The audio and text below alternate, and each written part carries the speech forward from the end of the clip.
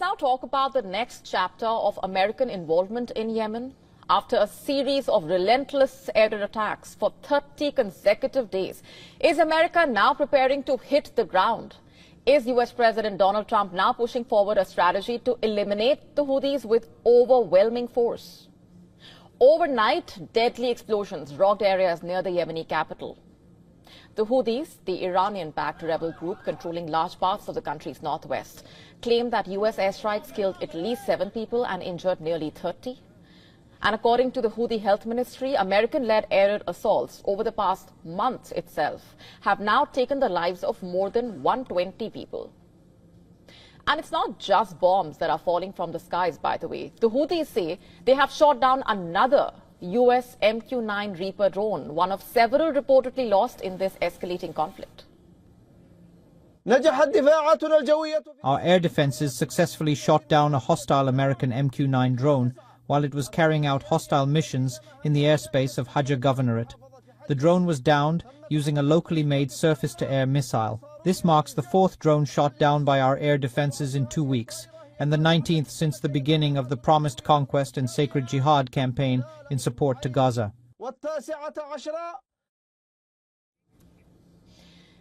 And on the ground, Houthi media aired footage of firefighters battling blazes ignited by the latest round of airstrikes, with flames lighting up the night sky over a ceramic factory. And the extent of American military pressure is further increasing.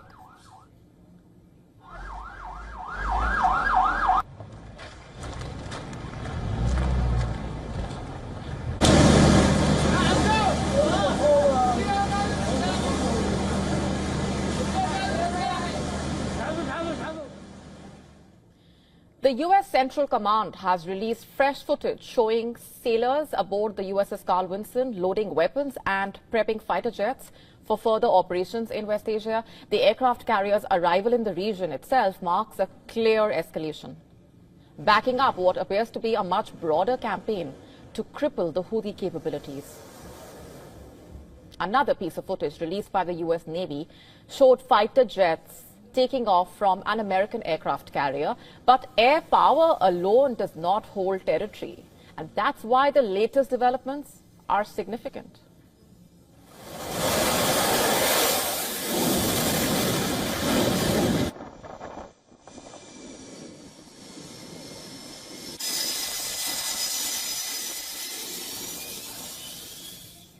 And there are various reports stating that ground forces allied with the US may soon enter the fray.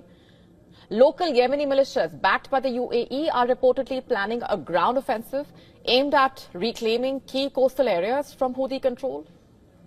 These forces, based in Yemen's south, are reportedly preparing to push northward towards the strategically critical port city of Hodeidah. Capturing Hodeidah would be a devastating blow to the Houthis. Not only does the port serve as a vital economic lifeline, but it's also one of the primary entry points for Iranian-supplied weapons. And while Tehran continues to publicly deny arming the rebels, UN inspectors have repeatedly traced intercepted weapon shipments back to Iranian sources. The plan to recapture Hodeidah reportedly was raised by Emirati officials in meetings with their American counterparts. If executed successfully, it would reportedly force the Houthis to retreat from much of the Red Sea coastline, severing their maritime launchpad for attacks on global shipping.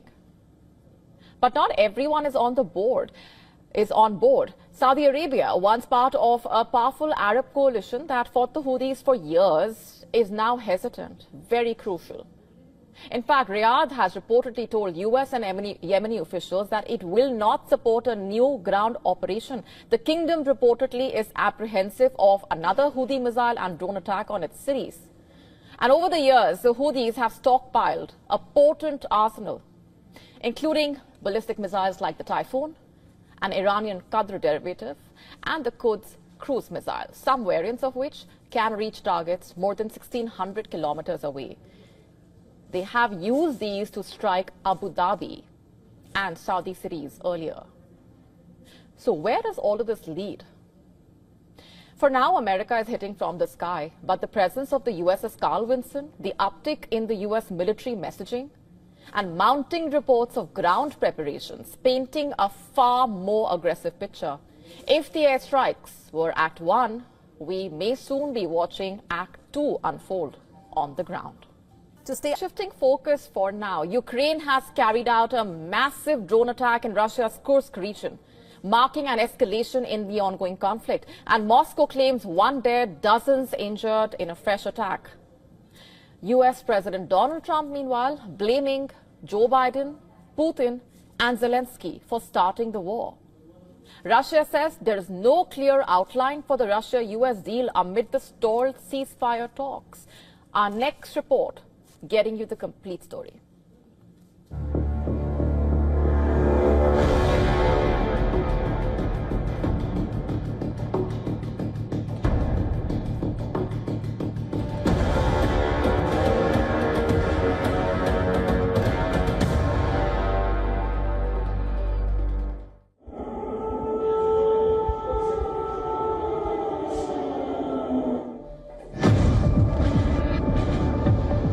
Ukraine launches a massive drone strike on Kursk.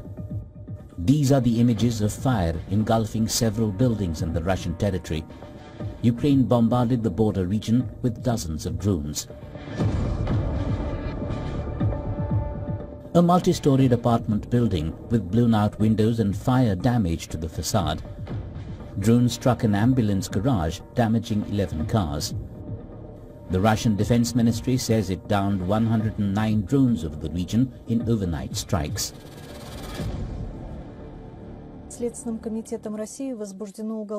The Russian Investigative Committee has opened a criminal case of a terrorist act over the attack by Ukrainian armed formations on the city of Kursk.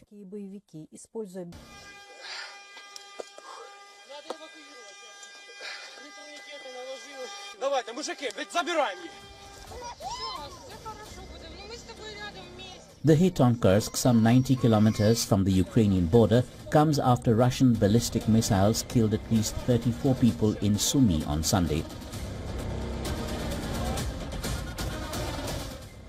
And 9 in Odessa on Monday.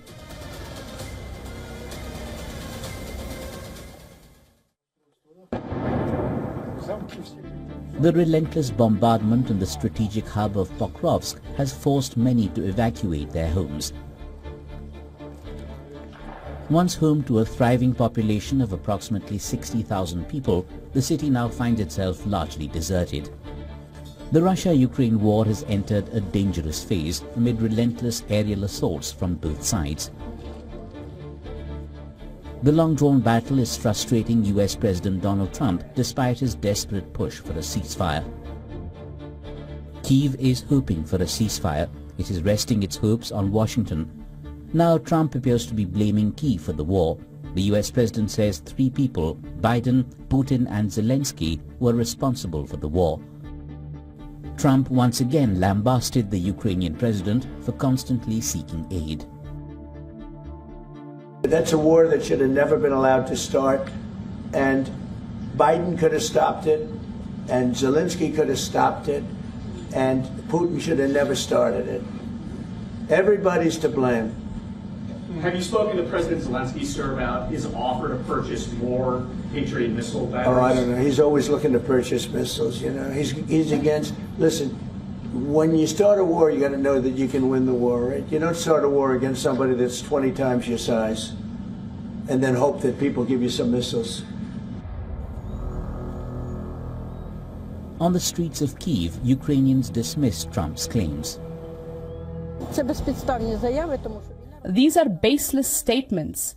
Putin started the war. Russia invaded our territory. They are killing, destroying, terrorizing the people. They are killing the children, our future. Ukraine's best children are buried here, talented and smart. This fiendish devil, Putin, he has horns. Trump just plays along Putin, nothing more. As an Ukrainian, I can only not agree with Trump. It is the responsibility that the US, a democratic country, undertook 3 years ago, to help. If they undertook it 3 years ago, I think it is worth continuing, not to look for whom to blame for the inability to reach a peace deal with Putin. As Trump pushes for peace, Moscow has not been able to give a possible timeline for a peace settlement. Though the Kremlin says there is not yet a clear outline of a potential US-Russia deal on Ukraine, it asserts there is political will to move in that direction. Bureau 5.2 magnitude earthquake shook Southern California, sending boulders tumbling onto rural roadways outside San Diego. Items rattling off shelves. But during the earthquake, something rather unique was spotted. Our next story taking a closer look at how elephants at the San Diego Zoo Safari Park, who were scrambling to encircle their young, were seen doing something rather extraordinary. Take a look.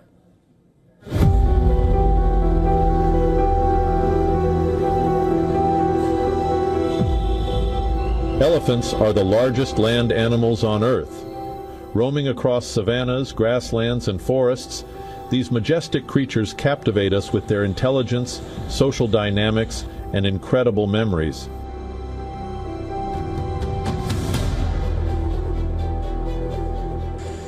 Studies even show that Asian elephants mourn their dead.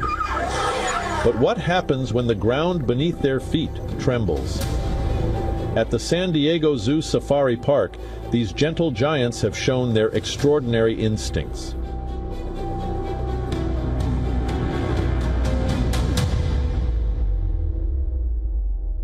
Look closely how the adults position themselves in a tight circle around the calves, trunks raised, eyes alert, protective, precise military in discipline, and maternal in intent. This extraordinary display of familial bonds and protective instincts reminds us why elephants are revered for their intelligence and empathy. Such behavior is no anomaly. In the wild, elephants depend on the collective strength of the herd to raise young and face danger. The matriarch, typically the oldest and most experienced female, leads with unmatched authority. Under her watch, the herd navigates the world, and during times of crisis, she ensures the calves, the future of the group, are protected at all costs. Today, roughly 400,000 African elephants and 40,000 Asian elephants remain in the wild. But they're vanishing fast due to poaching, habitat loss, and human conflict. Incidents like this remind us why their survival matters. These are not just animals. They are caretakers, strategists, survivors.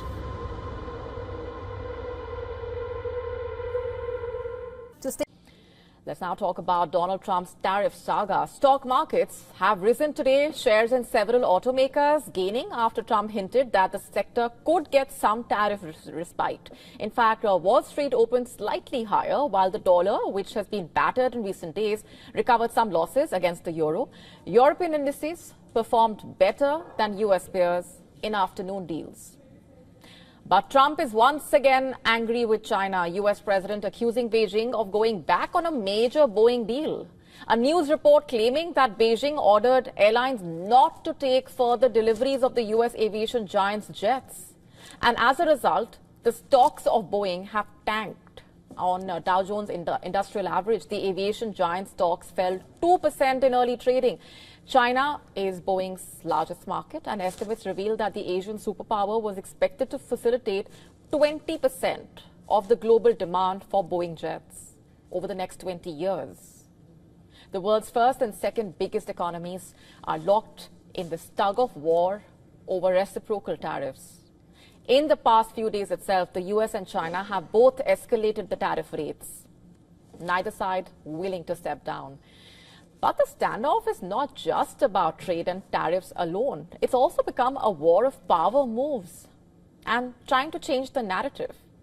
In tit-for-tat moves, America has slapped 145% tariff on China, while the latter has reciprocated with 125% tariffs on American goods. But Beijing says it will not increase the rates further, and officials have requested US counterparts to abolish the tariffs.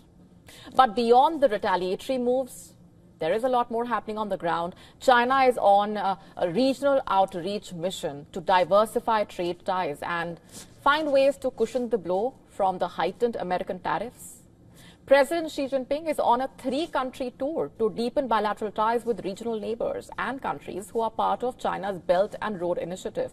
After a 2-day visit in Vietnam, Xi Jinping's next stop is Malaysia, also Cambodia. Both the countries that he has not visited in 12 and 9 years, respectively. Talks between the top leaders of both countries still in the early stages, but businesses in China are bracing for the impact, worried if they can survive the escalated rates. Right now, it's not just a matter of changing tracks, it's a matter of life or death. You could say that. Around 60 to 70% of our business is from American clients, so the pressure we're under is extremely high. US tariffs on China have now reached 145%. The impact is very big for us because our main market is the United States. I hope that everyone can sit down and talk properly. It would be best to try to keep the tariffs at the same level as before. Within China, other businesses are trying different trade tricks in order to attract buyers. And the luxury market has become a crucial target. Chinese manufacturers are taking to social media to reveal how luxury products are made in China at 1/10 the cost that buyers pay Western brands. It's not just China. America's most trusted allies are also caught in the tariff storm. Paris says Trump's tariffs shattered trust around the world. Listen in. The President of the United States, Donald Trump, has unleashed a storm whose consequences will not stop soon by giving the go to a global trade war without warning, from one day to the next, striking with unimaginable tariffs, first its Chinese competitors, then its closest allies.